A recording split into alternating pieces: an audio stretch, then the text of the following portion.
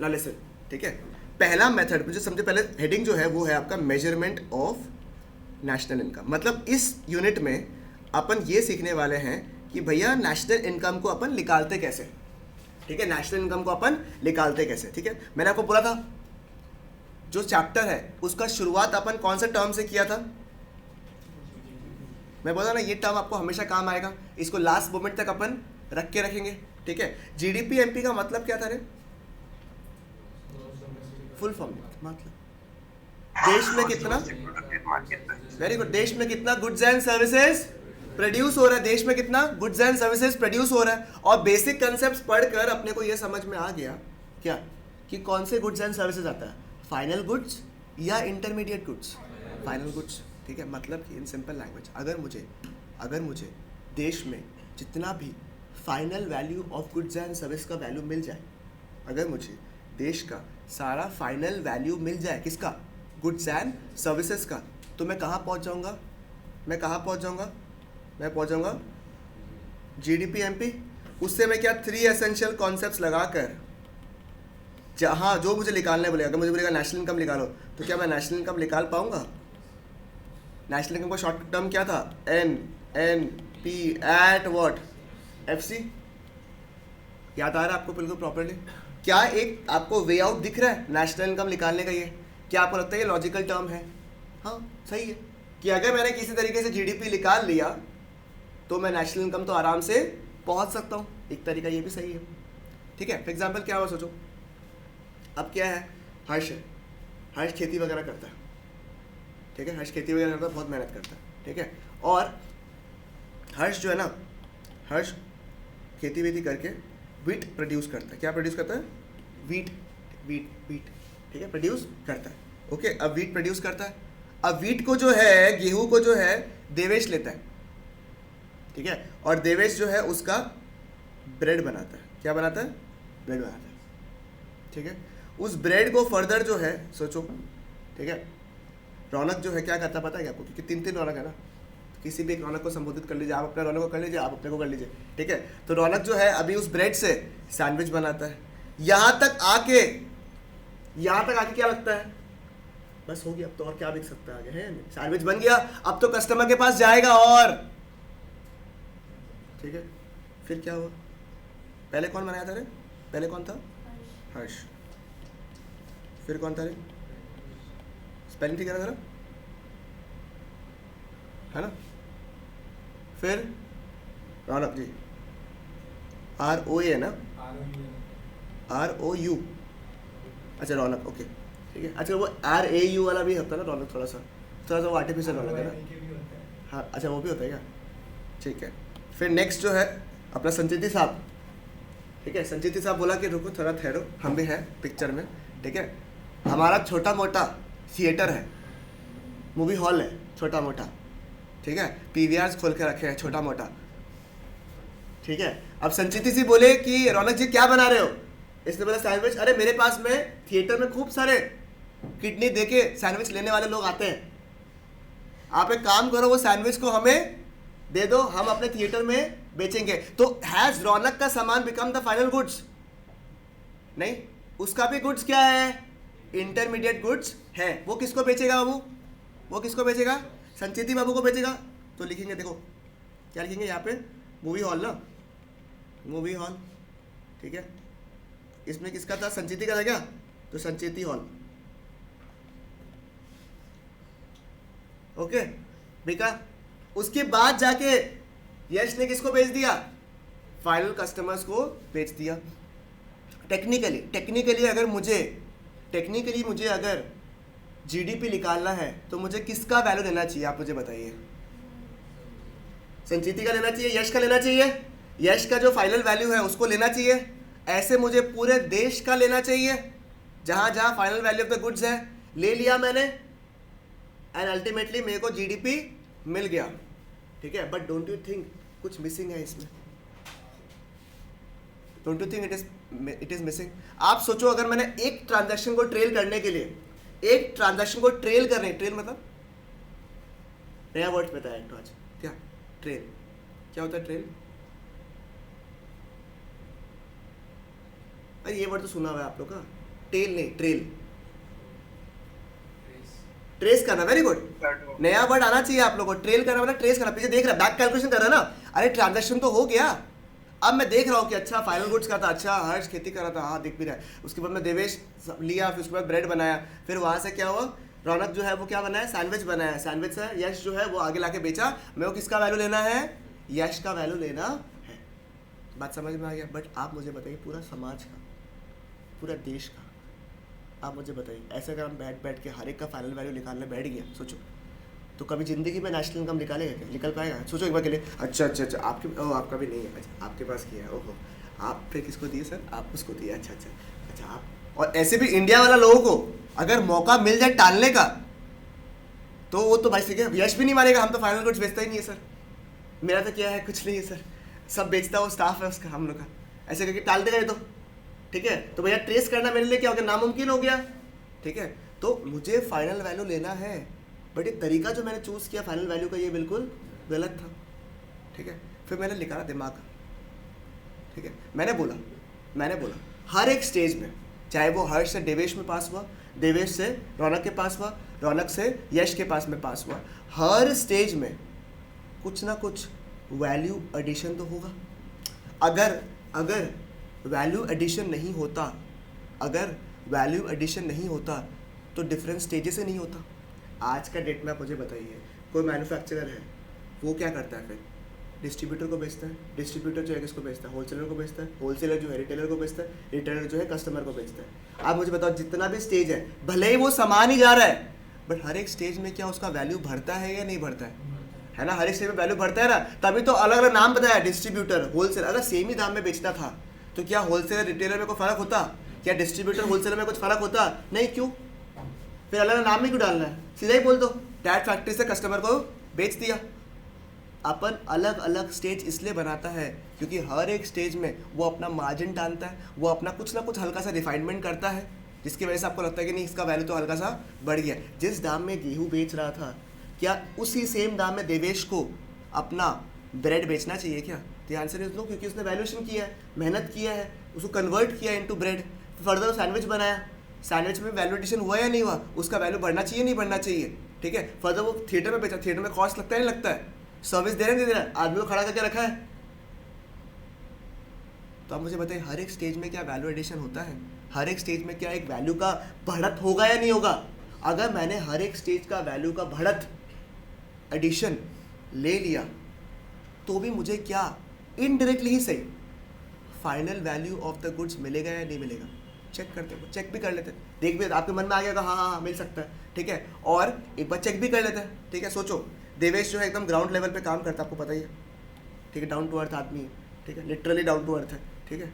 तो अब क्या हो गया, वर्ष जो है सब कुछ मिला के सोचो, सब कुछ खेती वेती सब कुछ करके पूरा वेट को प्रॉपर्टी साइड वेट करके देवेश को बेचना है, देवेश को बेचा 500 रुपये में, कितना में बेचा, 500 में बेचा, ठीक है। मैं मान लो कि कोई इनिशियल कॉस्ट नहीं, जो भी है इसने शुरू से स्टार्ट किया, ठीक है, बीज लेके आया, सब कुछ खुद ही से कॉस्ट सब कुछ मिला लोग के, कितना में बेचा रही है, 500 में बेच दिया, ठीक है। देवेश जो है क्या खरीदेगा उससे, अब देवेश आगे ब्रेड बेचेगा क्या, देवेश ने जो ब्रेड बेचा 800 रुपये में, ठीक है। फर्दर सैंडविच ब्रेड बेचा, रौनक जो है रौनक, ठीक है, बेच रहे 1000 रुपये में, 1000 है, चलो 1200 कर लो, ठीक है। 1200 रुपये में क्या बेच रहा है, सैंडविच बेच रहा है, किसको, यश को। अब यश बेचेगा, चलो यश बेचेगा, सॉरी क्या बोल दिया, ठीक है, किडनी लेके, सॉरी मेरा वो क्या रिफ्लेक्स पे आ गया, सॉरी, ठीक है। यश बेचा सोचो 3000 रुपये में, ठीक है। हाईएस्ट मार्जिन तो रिटेलर के पास ही होता है, आपको पता ही होगा। अरे तो 500 रुपये का वीट वो कौन सा गेहूँ होता था, 4 5 6 7 सैंडविच एक साथ, ठीक है, समझो। अरे वो समय दूर नहीं, वो समय दूर नहीं कि ये दाम में बिकेगा सर, है वो। अभी आप वहाँ जाओ पीवीआर में, वहाँ पीवीआर में जाओ आप, वो नॉर्मल पॉपकॉर्न का दाम 800 रुपये कर दिया वो लोग, कुछ दिन में बेचेगा लो सैंडविच। हाँ ये बड़ा था, आपका लॉजिक निकाल रहा है। अरे एक सैंडविच नहीं है इसमें, 5 सैंडविच है, खुश रहेगा तो, ठीक है, कोई बात नहीं, अपने हिसाब से प्रोडक्शन निकाल दिया, जितना ये वीट बेचा उसके हिसाब से ब्रेड जो निकाला उस हिसाब से अपन निकाला, ठीक है। अभी एक बार के लिए नंबर्स को काल्पनिक समझ के भूल जाइए, इसमें लॉजिक ना लगाए, ठीक है, आप मुझे बताइए जितने लोग ऑनलाइन भी कर रहे हैं और जो लोग ऑफलाइन कर रहे हैं, मुझे बताइए, अब एकदम ध्यान देना आपको, ठीक है। मुझे बताइए हर्ष की तरफ से वैल्यू कितना ऐड हुआ? 500 रुपये का, क्योंकि उसके पहले तो उसका कोई भी कॉस्ट नहीं दिख रहा है, तो इसका वैल्यूडेशन कितना हुआ? ₹500। क्या यहाँ तक एग्रीड है सबको? ठीक है सर जी, ओके। आप मुझे बताएं ब्रेड में, जो ब्रेड देवेश ने बनाया उसमें कितना वैल्यूडेशन आया रे? कैसे लिखा रे? 800 रुपया में बेचा, 500 रुपया में खरीदा, तो कितना रुपए का वैल्यू एडिशन हुआ? 300 रुपया क्या हुआ? वैल्यू एडिशन हुआ, ठीक है। फिर ये रौनक बाबू का वैल्यूडेशन कितना हुआ रे? 400। कैसे निकाला? 1200 में बेचा और 800 में खरीदा, तो ये वैल्यूडेशन कितना का किया? 400 का। सही है क्या यहाँ तक? बिल्कुल मस्त मक्खन चल रहा है यहाँ तक, बिल्कुल ओके। नेक्स्ट यहाँ मुझे बताइए संचिति सी, ठीक है। किडनी में बेचा और कितना में खरीदा रे? 1200 में खरीदा, तो उसका वैल्यूडेशन कितना हुआ रे? मार्जिन टू यही मारा है रे, मार्जिन टू यही मारा है। आप मुझे बताइए क्या बताना भैया, बार बार हमसे ही पूछ रहा है, खुद नहीं पढ़ाएगा, ठीक है। सुन ना, 500 इसका वैल्यूडेशन कितना था रे? 500 का। इसका कितना था रे? 300। फिर कितना था? 400। फिर कितना था? 1800। कितना हुआ? कितना हुआ? 3000 रुपया हुआ, ठीक है, 3000 हुआ। और मुझे बताइए फाइनल वैल्यू का, गुड्स का वैल्यू कितना था? और क्या सारा का वैल्यूडेशन जोड़ा तभी कितना मिला? हेंस वेरीफाई हो गया that UHS is equal to LHS, ठीक है। मतलब upper equal to lower, left right तो है ही नहीं ना, क्या करें हम, ठीक है। समझ में आया क्या? ऊपर का क्या है? 3000 रुपया हो गया फाइनल वैल्यू, इधर में सारा वैल्यूडेशन को जोड़ा तभी कितना हो गया? 3000। किसी का अगर दिमाग थोड़ा शार्प है तो कैसे बोलेगा कि हाँ ये तो लॉजिकली है भैया, इसमें क्या है, लॉजिकल बात ही है। तो समझ में आया? तो डू यू थिंक कि अगर मेरा एक तरीका क्या है कि मैं सबका फाइनल वैल्यू निकाल लूँ, बेस्ट हो जाएगा पूरा देश में, बट क्या है, क्या ये पॉसिबल है? क्या पॉसिबल है ये निकालना? नहीं पॉसिबल नहीं है सर, बट ये निकालना ज़रूरी पॉसिबल है कि हर स्टेज में कितना वैल्यू एडिशन हुआ, ठीक है। उससे मैंने आंसर निकाल लिया। अब अमन बोलता है भैया अगर फाइनल वैल्यू का निकालना पॉसिबल नहीं है तो हर एक स्टेज का वैल्यू एडिशन कैसे निकालेगा? सवाल तो सही है, कैसे निकालेगा? अरे सर जी इसके ऊपर जो मैंने अभी निकाला है ना, इसके ऊपर पूरा का पूरा, ये जो आप पढ़ रहे हो ना यहाँ पे, ये पूरा का पूरा नींव है, नींव, बेस, बेस, ठीक है, बेस है किस चीज का? जिसके हिसाब से GST बना हुआ है, जिसके हिसाब से वैट सुना था, वैट आप लोग, वैल्यू एडेड टैक्स, इसी के ऊपर था। वर्ड क्या है? Value added tax. मैंने क्या निकाला है यहाँ पे? Value addition. बात समझ में है? GST का भी जो बेस है वो इसी के ऊपर है। आपको वो देख के लगता है, सोचो एक बार के लिए हमको कोई भी यहाँ पे गवर्नमेंट ऑफिशियल बना लो, ठीक है, मान लो आप लोग अपने हिसाब से कारपेट बना लीजिए। आपको लगता है हम मेहनत करने वाला इतना कि हम जाके ढूंढेगा कि देवेश ने कितना वैल्यूडेशन किया? हम वो मास्टर जी है जो बोलेगा सम्स करो, और हम तभी तुमको डांटेगा कि सम्स क्यों नहीं किया, क्यों गलती हुआ, हाँ ऐसे क्यों किया तुम, बदमाश लड़का है ना, टिम टुक फालतू। समझ में आया आपको? तो हम क्या करेगा एज अ गवर्नमेंट, ठीक है। अब GST निकालने का मेरे को, GST कैसे निकालता है, किसी को आइडिया है? किसी को भी आइडिया है GST अपन निकालता है कैसे? ठीक है मैं बताऊँ क्या? अबे इतना गंदा रिएक्शन कौन देता है बे? बताओ, बताना है क्या कैसे निकालता है? देखो सिंपल सा बात है, देखो ठीक है, पोर्टल से मैं कभी आपको और दिखा दूंगा आराम से, ठीक है। आज पोर्टल में नहीं जाते, मैंने टाइम लग जाएगा काफ़ी, ठीक है। देखिएगा क्या ऐसा, देखो सीधा सा बात है, आप कोई सामान को बिक्री करते हो, सोचो ठीक है, आप बिक्री करते हो, क्या बिक्री करोगे बताओ? वही सेल कर डालते हैं, बताइए, हाँ कुछ भी सेल करेंगे, वेरी गुड। तो ये सेल करते हैं कुछ भी, ये सिर्फ 15 सेकंड लगा के कुछ भी बोला है, नॉनसेंस। सोचो ये कपड़ा बेचता है, ठीक है, कपड़ा बेचता है या डिज़ाइनर सूट्स बेचता है, ठीक है, सूट्स बेचता है, ये सूट बेचता है। आपको पता होगा सूट बेचता है तो उसके ऊपर GST लगेगा। इसने सोचो प्रेरणा को सूट बेचा, ठीक है, कितना रुपए का? 10,000 रुपये का, 10,000 रुपये का सूट बेचा। मान लेते हैं इस पे GST है आपका एक बार के लिए 10%, पर इजी कैलकुलेशन मान लेते हैं, ठीक है, 10% का GST है आपका, ठीक है, CGST SGST कुछ कॉन्सेप्ट नहीं ले रहे एक बार के लिए, ठीक है। तो आपका GST का अमाउंट कितना बनता है नियम से, कितना लेगा आप मुझे बताओ? ऐसे बिल कैसे बनेगा बताओ एक बार के लिए? सूट लिया कितना रुपए का? 10,000 रुपये का, प्लस क्या लिखते हैं अपन? GST लिखते हैं। एक बार के लिए बाइफरकेशन नहीं दे रहे हम लोग, ठीक है। कितना है रेट बाबू? 10% कितना रुपया हुआ आपका 1000 रुपया। टोटल बिल का अमाउंट कितना हुआ रे 11,000 रुपये। तो नियम तो ये जो रुपया है कौन सा 1000 रुपये किसको देगा आप गवर्नमेंट को दे देगा। अब सुनो क्या हुआ भाई साहब जी ने सूट बनाने के लिए कपड़े भी तो खरीदे थे क्या बिना कपड़ा का बना देगा ये कपड़ा खरीदेगा तो इसने भी तो परचेज किया है। जब इसने कपड़ा परचेज किया होगा तब इसने भी तो जीएसटी दिया होगा। आप मुझे बताओ नियम से आप मुझे बताओ 10,000 में वो हमको सूट बना के भेज रहा है। आप दिल से बताओ 10,000 में वो सूट बना के भेज रहा है उसके ऊपर तो पूरा का पूरा जीएसटी गवर्नमेंट ने ले लिया। अब सोचो इसका सूट बनाने का कॉस्ट था 5,000 रुपया कपड़ा वपड़ा लेकर ठीक है सब कुछ लेकर कितना रुपया लग रहा है 5,000 रुपया। अब 5,000 रुपये के ऊपर भी इसने भी तो क्या किया होगा जीएसटी पे किया होगा। कितना रुपया तो 10% अगर जीएसटी पे किया है तो कितना हो रहा है बाबू लोग 500। तो don't you think it's unfair कि मैं ये 500 रुपये तो पहले ऑलरेडी जीएसटी दे चुका है किसके ऊपर जो कपड़ा इसने खरीदा और वापस से जो बेच रहा है उस पर भी 1,000 रुपये एक्स्ट्रा दे रहा है। तो do you think it's a correct calculation of GST. क्या इसको 1,000 रुपये नियम से देना चाहिए एक्चुअली 1,500 रुपये देना चाहिए क्या द आंसर इज नो। इसको नियम से कितना रुपये का ऊपर जीएसटी देना चाहिए जितना इसने वैल्यू एडिशन किया है। इसने 5,000 में सामान खरीदा और 10,000 में बेचा।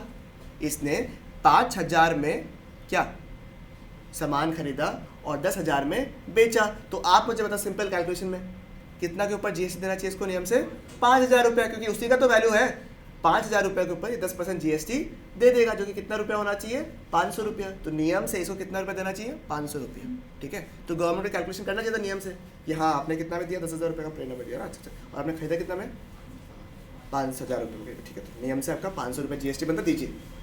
बट आपको लगता है कि मैं इतना मेहनत करने वाला हूँ आपके लिए मैं गवर्नमेंट करने वाला हूँ क्या बोले ना ना ना। अच्छा आपने कितना को मैं कैसे बताया था मैं कैसे करूँगा पता है मेरे को प्रेरणा में कितना बेचा आपने कितना बेचा 10,000 में आपने बेचा कितना जीएसटी हुआ उसमें 1,000 रुपया ठीक है। 1,000 रुपया आप मेरे को देने आओ ठीक है। साथ में आप एक काम करो आपने परचेज किया है ना परचेज कितना रुपया किया आपने 5,000 का परचेज किया उसमें आपने जीएसटी ऑलरेडी पे कर दिया क्या कितना रुपए का 500 का। उसको क्या करो एज एन इनपुट ये वर्ड सुना होगा आपने एज एन इनपुट माइनस कर दो। एज एन इनपुट क्या कर दो अपने हिसाब से माइनस कर दो। कुछ गड़बड़ किया तो हम लोग है ही ठीक है कुछ गड़बड़ किया तो हम लोग है ही। आप क्या कर दो माइनस कर दो और नेट पे जो पेमेंट बनता है कितना रुपया 500 उतना गवर्नमेंट को पे कर दो। बात समझ में आया क्या पक्की बात ठीक है। वही तो अल्टीमेटली हो रहा है। अगर हम लोग एकदम ब्रॉडर एस्पेक्ट में देखें तो यही तो हो रहा है। वो जितना वैल्यू एडिशन किया उतना पे वो क्या पे कर रहा है जीएसटी पे कर रहा है। उतना में ही वो पहले वैट पे करता था ठीक है। कैसे निकाला इसने जिस आउटपुट जिस वैल्यू में बेचा है उस पर जीएसटी माइनस जितना हमें खरीदा है उसका जीएसटी क्या हो जाएगा एज एन इनपुट माइनस हो जाएगा। इनफैक्ट पोर्टल में भी यही होता है ठीक है। 5 मिनट के लिए 5 मिनट में आपको ओपन हेड देता हूँ 5 मिनट के लिए जो भी ऑनलाइन भी कर रहा है ऑफलाइन भी कर रहा है 5 मिनट के लिए जो सवाल है इसके ऊपर पूछो। 5 मिनट का ओपन हेड इसलिए बोल रहा हूँ कि मैं कोर्स करिकुलम डिस्कशन नहीं पूछ रहा हूँ आपसे जो दिमाग में आ रहा है कि मैंने आपको एक कॉन्टेक्स्ट समझाया ना कि ऐसे जीएसटी कैलकुलेट होता है। मैं पोर्टल में आपको प्रॉपर्ली दिखा दूंगा कैसे होता है क्या होता है जब बाद में हम लोग एक्चुअली क्या चैप्टर नंबर 3 जब आईडी पढ़ेंगे ना तो उसका लास्ट टॉपिक जो है चैप्टर नंबर 3 का it is all about GST and demonetisation. तो वहाँ तो मैं वैसे भी डिस्कस करता ही हूँ प्रॉपर्ली बट ठीक है आप लोग का शुरू में ही हो गया ठीक है। तो आपका ओपन डिस्कशन चलेगी दिमाग में।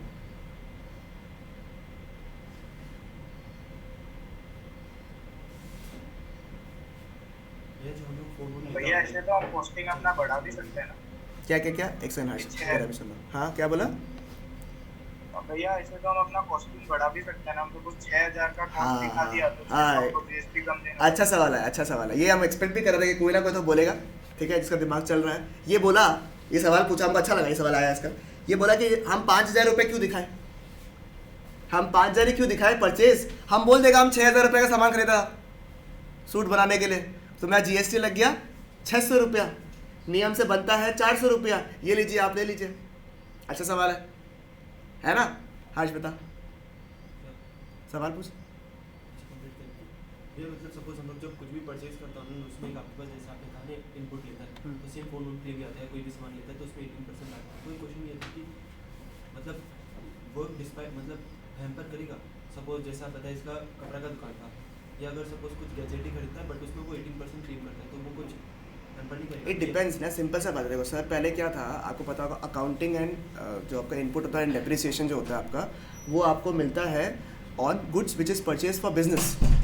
तो टेक्निकली जब आप अपने दुकान के नाम पे ले लेते हो ना इनपुट के नाम पे, तो टेक्निकली आपने नहीं खरीदा, पर्सनल परचेज नहीं है वो, फिर अपने दुकान के लिए परचेज किया। तो दुकान के लिए परचेज किया तो बाकायदा उसमें इनपुट भी मिलेगा बाकायदा, ठीक है। कैपिटल गुड्स बोलता है, जो आपने खरीदा ना उसको कैपिटल गुड्स बोलता है, ठीक है। एक होता है नॉर्मल गुड्स, एक होता है कैपिटल गुड्स। कैपिटल गुड्स के ऊपर भी गवर्नमेंट अलाउ करता है कि आप इनपुट ले लो, ठीक है। तो जब आप 18% GST ले लेते हो तो आप एक तो बाकायदा आप इनपुट ले सकते हो। नंबर 2, एक और फायदा जो बहुत से बताता नहीं है आपको, ठीक है, it is not just input which is a benefit sir, ठीक है, it is also depreciation that you get because it becomes technically your asset, क्योंकि आपने एसेट खरीद लिया है अपने बिजनेस के लिए। समझ रहे हो, बिजनेस के लिए आपने क्या खरीद लिया है, एसेट खरीद लिया है, तो आपको इनपुट तो मिलेगा ही GST का, साथ में आपको डेप्रीसिएशन भी मिलेगा। और डेप्रीसिएशन से क्या फ़ायदा है आपको, आपका प्रॉफिट का अमाउंट कम हो जाएगा, क्योंकि depreciation is what, an expense for you. तो प्रॉफिट का एलिमेंट क्या हो जाएगा, कम हो जाएगा। एंड प्रॉफिट का एलिमेंट कम होगा बाबू, तो क्या देना पड़ेगा आपको, कम क्या देना पड़ेगा आपको, इनकम टैक्स आपको कम देना पड़ेगा। समझ रहे, दैट्स कॉल्ड प्लानिंग, ठीक है सर, समझ में आया। बट ऐसा नहीं कुछ भी, मैंने एक देखा था, मेरा एक वो था क्लाइंट था, ठीक है। हाँ, क्या सवाल था आपका, सवाल समझ में आ गया आपको। ये सिस्टम से होता है, बिजनेस में कन्वर्ट हो जाता है वो, ठीक है। इसका सर सवाल था, ये अच्छा सवाल पूछा, देखो क्या होता है, सुनो। एग्जाम्पल मान लेता कि आप जो कपड़ा जो खरीदा था ना 5,000 रुपये, वो अमन से खरीदा आपने, ठीक है, अमन से खरीदा। तो अब क्या होता है पता आपको, अमन को भी अपना रिटर्न लगाना होगा। और अब तो पोर्टल में ऐसा सिस्टम आ गया, लॉक आ गया, लॉक, ठीक है। अब जब अमन रिटर्न लगाएगा ना, अब इसमें थोड़ा मरन वाला सिस्टम भी है, मतलब ऐसा भी है कि अगर अमन बाई चांस रिटर्न लगाया और उसमें लिखा नहीं कि आपने उससे परचेज किया है, टेक्निकली क्या हो, आपने अगर अमन से परचेज किया, दैट मीन्स अमन का क्या हो गया, सेल हो गया ना। अगर आपने 5,000 रुपये का कपड़ा अमन से खरीदा तो अमन के लिए क्या हो गया, सेल। जब उसका सेल होगा तो he is liable to pay GST, he is liable to pay GST और टैक्स, राइट। तो जब वो टैक्स पे करे तो वो भी गवर्नमेंट का पोर्टल में जाएगा, वो बोलेगा देखो मेरा ये सेल हुआ, ये सेल हुआ है। 2 टाइप के सेल होते हैं, एक होता है B2C, डोंट नो कितना आप लोग आज कैच कर पाओगे, डोंट नो। एक होता है B2C, बिजनेस टू कस्टमर, और एक होता है B2B। जो B2C है उसमें कोई स्ट्रेस नहीं, क्योंकि वो कोई इनपुट लेने वाला नहीं है। आपका नॉर्मल कस्टमर जो है वो क्या इनपुट लेता है क्या, नहीं। B2B जो है वो इनपुट लेगा। जैसे एग्जांपल, ये इसको बेचा तो इसका भी बिजनेस है ना, आगे जाके ये सूट बनाता है, तो ये क्या है, B2B सेल है। उसको उसका GST नंबर डालना पड़ेगा आपका, कैसे से आपने परचेज किया इतना रुपये का, 5,000 रुपये का, और आपका इतना GST इसमें लगा है, डालना पड़ेगा, ठीक है। As soon as he files the return ना, इसके पोर्टल में दिख जाएगा, इसके पोर्टल में रिफ्लेक्ट करेगा एज इनपुट। इसको बोलता है ITC, इनपुट टैक्स क्रेडिट। ऐसे क्रेडिट पॉइंट्स देता है आपको, इतना माइनस कर देता है ना, पेटीएम पॉइंट्स लिखा हुआ रहता है, उतना आप माइनस कर दो जितना आपको पेमेंट करना है, तो उस तरीके से क्रेडिट की तरह रहता है आपका वहाँ पे, ठीक है। अब उसने अगर रिटर्न लगा दिया था तो आपके पोर्टल में दिख जाएगा। और अगर बाई चांस उसने रिटर्न नहीं लगाया, उसने बोला भाई इसको बनाया, बड़ा मजा आया, कुछ नहीं कर सकता। पहले तो फिर भी आपको अलाउड था क्लेम करके, आप बोल सकते थे कि मैंने रिटर्न लगा दिया, ये रहा कॉपी, ये सब कुछ है। अभी तो लॉक ही लगा दिया सिस्टम में, मैंने you can not claim N input which is more than what is being showed. फिर आप अमन को धमकी मारो कि भाई तुम रिटर्न लगाओ, तुम ठीक करो, ये करो, वो करो, वो आपका मैटर है। गवर्नमेंट तो हम हेडेक नहीं लेगा, तुम खरीदा क्यों। गवर्नमेंट आप बोलोगे भैया ये तो गलत बात है, मेरे पास तो बाकायदा बिल है, मैंने पेमेंट किया, सब कुछ किया है। तो गवर्नमेंट इसमें एक्सप्लेनेशन दिया आपको, ये वो उन्होंने ये बोला कि देखो आप अगर कोई सामान खरीद रहे हो, ठीक है, तो you should have purchase from a verified purchaser. आपने क्यों खरीदा ऐसा इंसान जिसको आप जानते ही नहीं प्रॉपर्ली, आपने ऐसे कैसे खरीद लिया। अगर आपको परचेजर के ऊपर भरोसा ही नहीं है तो आपने सामान क्यों खरीदा, ये आपकी गलती है। Makes no sense, but it makes every sense for them. समझ में आया। तो you have to make sure कि आप जिससे परचेज करें वो भी बाकायदा रिटर्न लगाएं। उसके रिटर्न लगाने के बाद में आपका पोर्टल में रिफ्लेक्ट करेगा, तभी आप क्या कर सकते हो, 5,000 रुपये जो है माइनस कर पाएगा। मतलब 5,000 रुपये तो माइनस नहीं होगा, जो टैक्स का अमाउंट है उतना माइनस होगा, 500 रुपये जो है वो क्या हो जाएगा, माइनस होगा। फिर ही जो नेट पेमेंट है वो आप कर पाओगे। That's so smart. मतलब बिना कोई मेहनत करे, ठीक है, सारा का सारा राउटिंग चल रहा है, ठीक है। खतरनाक है ये चीज़।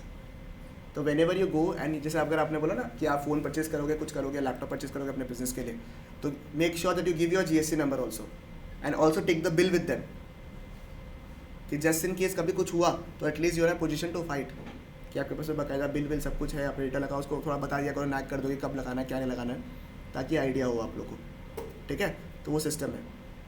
और ऐसा नहीं कोई कोई ये भी बोल सकता है ना, भूल गया सर लगाना रिटर्न, छोटा सा तो अमाउंट छोड़ दीजिए, मत बोलो रिवाइज कर दीजिए, रिवाइज करिए अपने रिटर्न को, हमको तो इनपुट चाहिए।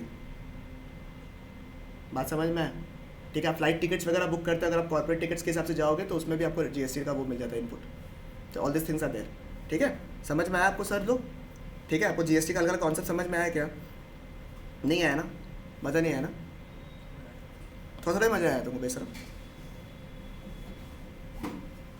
अभी सोचा था कि कार्तिक आर्यन के ऊपर GST का लगा, किसका टैक्स का ऊपर लगा, पेनल्टी लगा, 5 करोड़ का मकलेरन के ऊपर 2 करोड़ का GST लगी है उसके ऊपर पेनल्टी।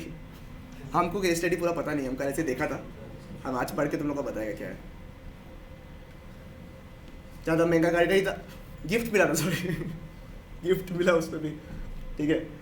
तो मुझे बताओ, अच्छा अब जो एग्जाम्पल क्या हुआ, एक ऐसे सवाल पूछता आपको, क्या हुआ देवेश के ऊपर किसी का मन आ गया, ठीक है, और इसको 60,000 रुपीज़ का गिफ्ट मिल गया, कितना का? 60,000 रुपये का, 60 टैक्स लगेगा क्या?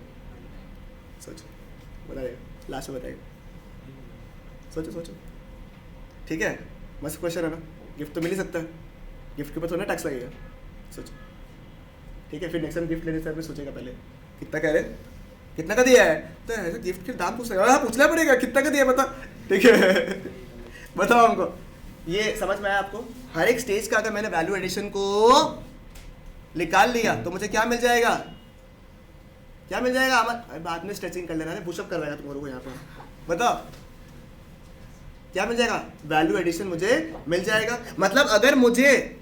मतलब मुझे अगर यहाँ का फॉर्मूला बनाना है तो फॉर्मूला होगा या लॉजिक के हिसाब से बनाएंगे अपन? लॉजिक के हिसाब से बनाएंगे। क्या होगा बाबू यहाँ पे? VA क्या हो गया? VA क्या हो गया? Value addition. वैल्यू एडिशन, अच्छा जिसने सवाल पूछा था कि वैल्यू कैसे वो बढ़ा भी सकता है, उसको समझ में आया नहीं है? किसने पूछा था रे? हम पूछा था। आज रौनक ने पूछा था, समझ में आ गया रौनक? क्या बात है रौनक? ठीक है, ठीक है। वैल्यू एडिशन जो है, वैल्यू एडिशन कैसे निकालता पता आपको? देखो, वैल्यू ऑफ आउटपुट, क्या बोला मैंने? वैल्यू ऑफ आउटपुट, ठीक है, जिसको अपन प्यार से VOO भी बोल सकता है या VO बुला लो, वैल्यू ऑफ आउटपुट, ठीक है। आपको एग्जाम में VO नहीं लिखना है, ठीक है, शॉर्टकट के लिए बता रहा आपको खाली, ठीक है। माइनस इंटरमीडिएट कंजम्पशन, ठीक है। वैल्यू ऑफ आउटपुट माइनस क्या लिखा है बाबू लोग? Intermediate what? कंजम्पशन। मतलब वैल्यू ऑफ आउटपुट समझ में आया क्या हो गया? जिस दाम में आपने बेचा था, टेक्निकली जिस दाम में आपने बेचा था उसको क्या बोलेंगे अपन? Value of output. थोड़ा सा और एलाबोरेटेड डिस्कशन है, बट एक बार के लिए क्या मान लेते हैं? एक बार के लिए, जिस दाम में देवेश ने बेचा था किसको? रौनक को, माइनस जिस दाम में या जिस वैल्यू में आपने हर्ष से खरीदा था, वो क्या हो गया? Intermediate consumption. यही तो होता है, ऐसे तो निकाला था अपन वैल्यू एडिशन, याद है ना? एग्जांपल देखो, ये वाला देखो कैसे निकाला। ये क्या हो गया? 800 रुपये क्या हो गया? वैल्यू ऑफ आउटपुट, और ये 500 रुपये क्या हो गया? Intermediate consumption. बात समझ में आया या नहीं आया? पक्की बात, डाउट है सर आपको? समझ में आ गया ना? ओके, तो बोले पक्का? आगे बढ़े सर? ओके गुड, ठीक है। अब सुनो, वैल्यू ऑफ आउटपुट में, वैल्यू ऑफ आउटपुट में सर बताइए हमको, वैल्यू ऑफ आउटपुट में सर एक तो आप लोगों ने पढ़ाई दिया मुझे, ठीक है, एक है आपका सेल्स, एक तो आपने मुझे पढ़ाई दिया सेल्स, जिस दाम में देवेश ने बेचा था, सेल्स। क्या मुझे बताओ, सारा का सारा जो अपना आउटपुट होता है वो क्या बिक जाता है क्या? या कुछ कुछ बच जाता है? उस बचा हुआ को क्या बोलता है? स्टॉक, ठीक है। मैं लिखता हूँ यहाँ पे, ठीक है, क्यों लिख रहा हूँ बताएंगा, ठीक है। पहले मैं लिखूंगा फिर बताऊंगा आपको क्या लिखा है। मैंने चेंज इन स्टॉक क्यों लिखा है? मैंने खाली स्टॉक क्यों नहीं लिखा? स्टॉक तो 2 टाइप का होता है, समझ में आ गया, बट चेंज क्यों लिखा मैंने यहाँ पे?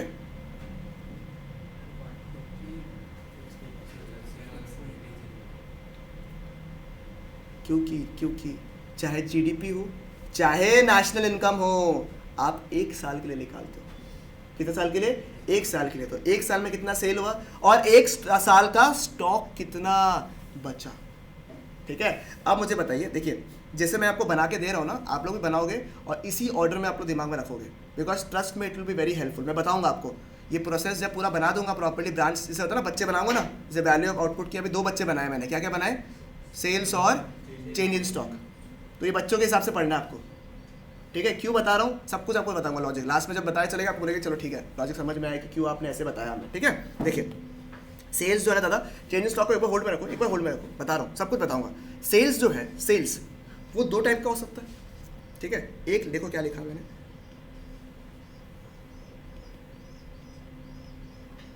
क्या लिखा है? Domestic sales. ठीक है, एक मैंने क्या लिखा है? डोमेस्टिक सेल्स हो सकता है, और एक सेल क्या होगा? अरे डोमेस्टिक मतलब क्या होता है? अरे नेशनल सेल्स ही तो होता है। ठीक है, एक हो गया इंटरनेशनल सेल्स, उसको क्या बोलता है? इंटरनेशनल सेल्स को क्या बोलता है? हाँ जी, एक्सपोर्ट्स। एक्सपोर्ट। Thank you. क्या हो गया तुम लोग को? इंटरनेशनल सेल बोल कैसे? हम तो आज तो इंटरनेशनल सेल ही बोला। ठीक है, एक्सपोर्ट्स बोलता है नहीं बोलता है? बात समझ में आया आपको? अब चेंज इन स्टॉक निकालना है, मतलब करेंट ईयर का स्टॉक निकालना है। तो मैं लिख रहा हूँ आपके सामने, देखो तो एक बार के लिए, सही लिख रहा हूँ, बताना तो एक बार के लिए बाबू, बताना तो।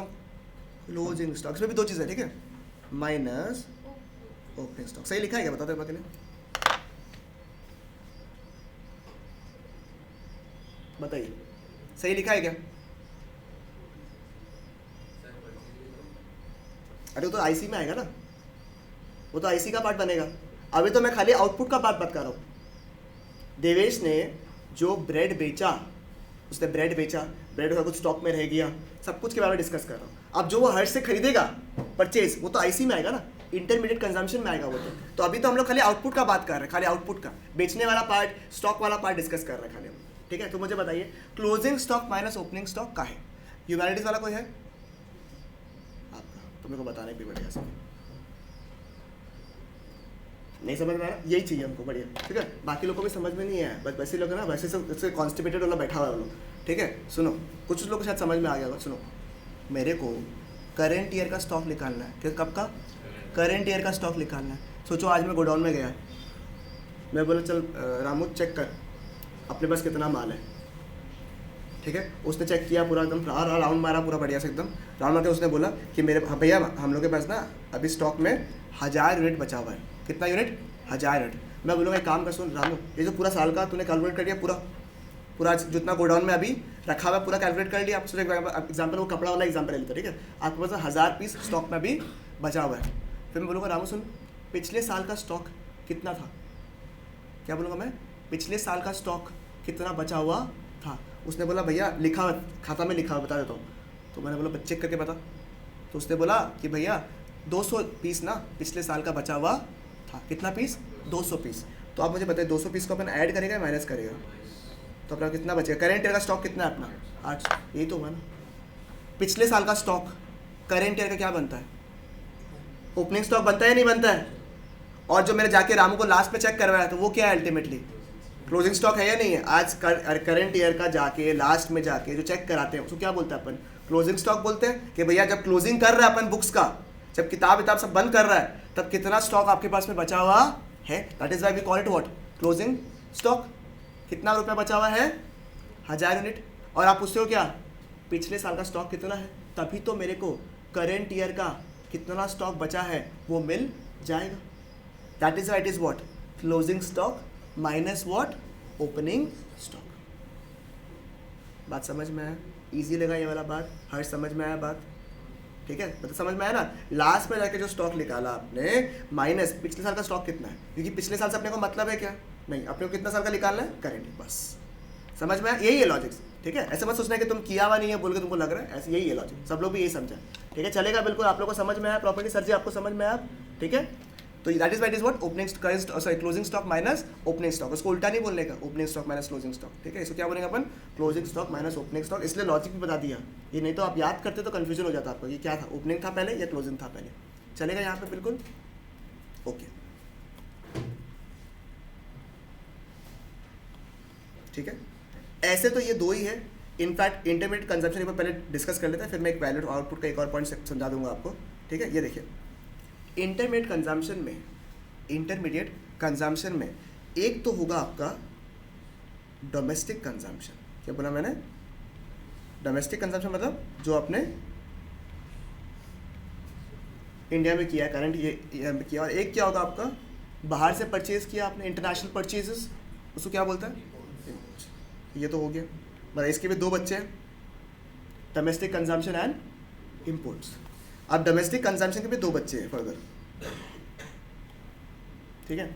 एक तो आपने जो शुरू में बोला, यश ने जो बोला था क्या, परचेजेस, इसी का तो वेट कर रहे थे हम लोग, है या नहीं? परचेजेस, अब परचेजेस तो आ गया और दूसरा बच्चा जो है इसका वो दुनिया, ठीक है। देखिए क्या मैं लिख रहा हूँ, देखिए एक्सपेंसेस, क्या बोला मैंने? एक्सपेंसेस, ठीक है। एक्सपेंसेस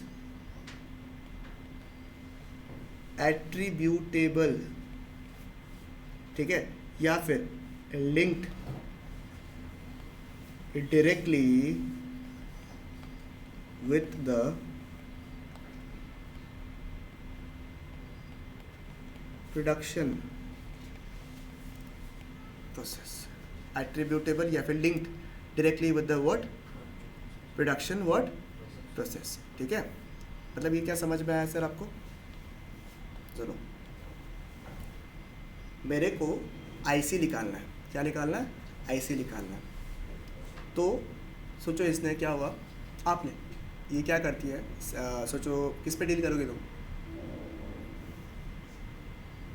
चश्मों में, चलो ठीक है, चश्मों पे डील करोगे, ठीक है। क्या चॉइस, ठीक है, चश्मा पे डील करता है ये।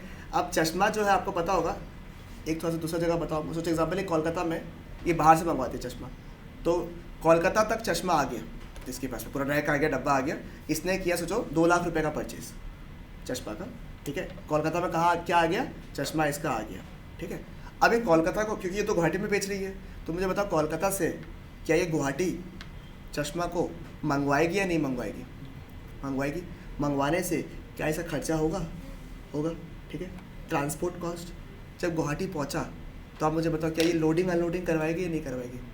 अनलोडिंग करवाएगी ना, लोडिंग तो नहीं करवाएगी, अनलोडिंग करवाएगी कि भैया फैक्ट उससे जो उसका ट्रक है उसे निकालता है, उसका भी खर्चा लगता है। ऑल दिस आर एक्सपेंसेस, जो कि लगता है नहीं लगता है। और आप मुझे बताओ जब ये चश्मा बेचेगी आगे जाकर कस्टमर को, तो उस सब में ये खर्चा को जोड़ेगी या नहीं जोड़ेगी? ऑब्वियस सी बात है, इसको तो वो कॉस्ट प्राइस का पार्ट ही मानेगी। लॉजिकल है या नहीं है? नहीं तो इसका लॉस होगा या नहीं होगा? देखो बाकी इनडायरेक्ट एक्सपेंसेस अलग बात है कि अपने ऑफिस में एक स्टाफ रख के रखी है, वो मैनेज करती है, उसका खर्चा अलग मुद्दा हो गया। बट डायरेक्टली अगर मैं चश्मा का बात करूं तो चश्मा में जो उसका परचेज प्राइस है कहाँ तक का? कोलकाता तक का। फिर जो ट्रांसपोर्टेशन कॉस्ट है पर यूनिट, प्लस जो लोडिंग अनलोडिंग कॉस्ट है पर यूनिट, उसको अपन जोड़ता है या जोड़ता है?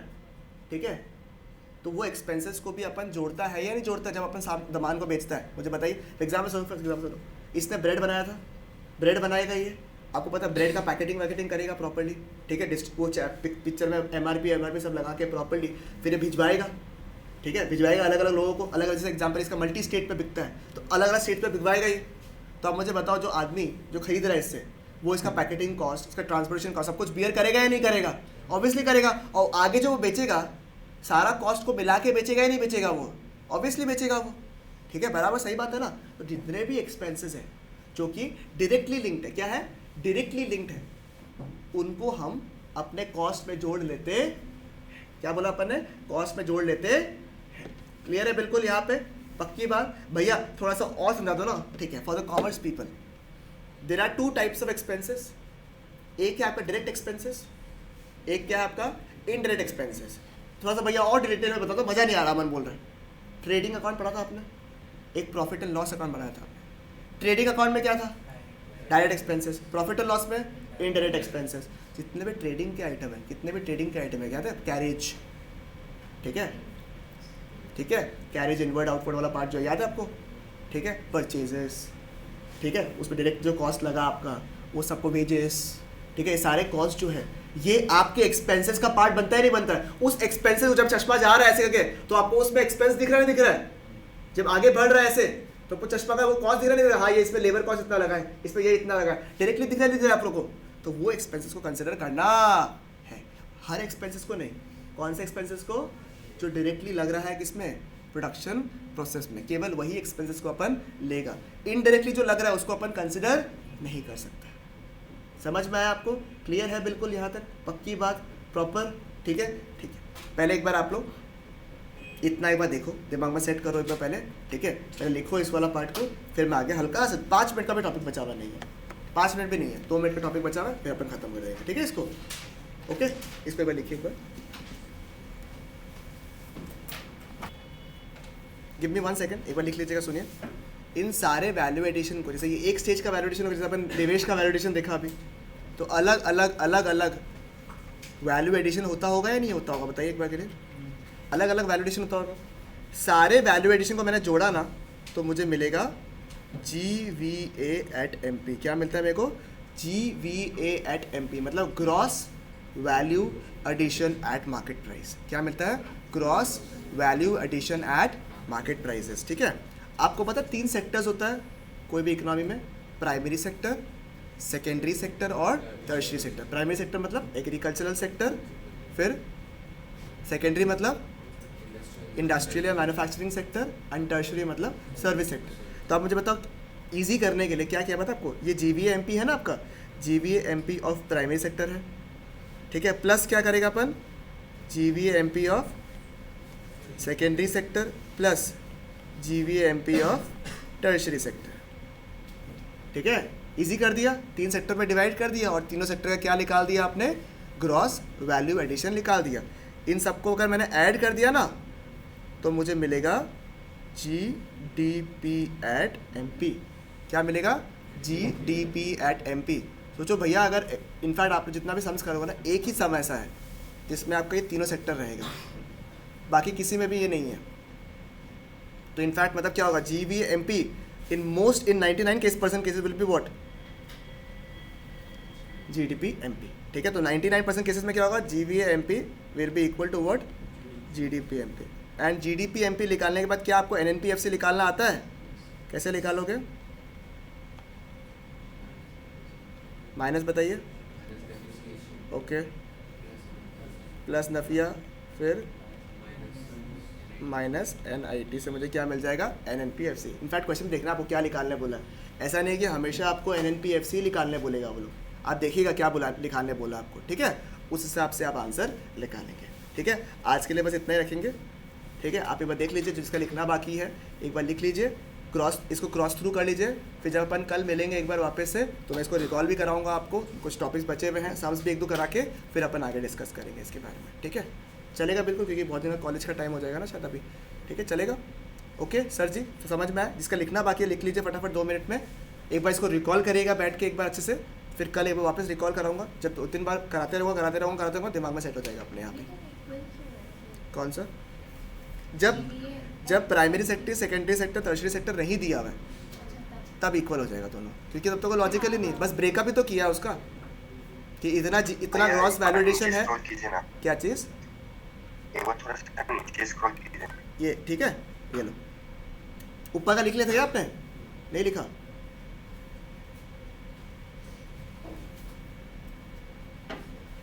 ठीक है, ले लो, लिख लो फटाफट, खत्म करते हैं, फिर एंड करते हैं। जिसका हो गया आप निकाल सकते हो।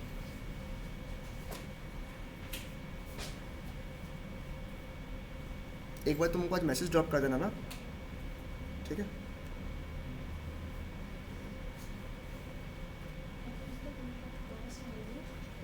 Gross value addition at market price, GVA@MP।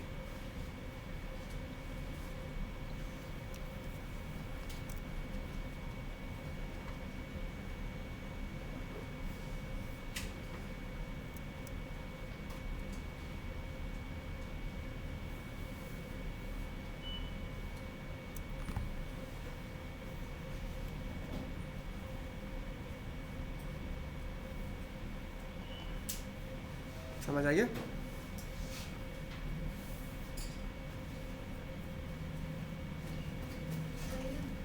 एक सेकंड, इसको फिर हम पॉज कर देते हैं, ठीक है? डन करें, जो ऑनलाइन कर रहे समझ में आया आपको अच्छे से? क्लियर है बिल्कुल? बताइए, कंफर्म कर दो एक बार फटाफट। किसी का कुछ लिखना पेंडिंग है तो बताइए एक बार प्लीज़, ठीक है? कंफर्म कर दीजिए। चलिए हम एंड कर रहे हैं एक बार के लिए, सेशन को एंड कर रहे हैं खाली। आप लोग को लिखना बाकी है तो आप लोग प्लीज़ लिख लीजिए, ठीक है? और जो लोग ऑनलाइन किया है बाद में, आप लोग पॉज के लिख लीजिएगा।